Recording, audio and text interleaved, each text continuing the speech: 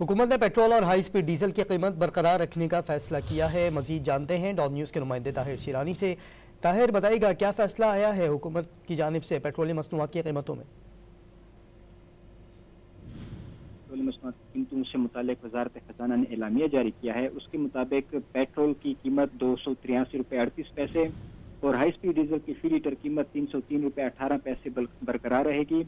15 नवंबर तक जो पेट्रोलियम मसनूआत की पेट्रोल और हाई स्पीड डीजल की कीमत है उसको बरकरार रखने का फैसला किया गया है।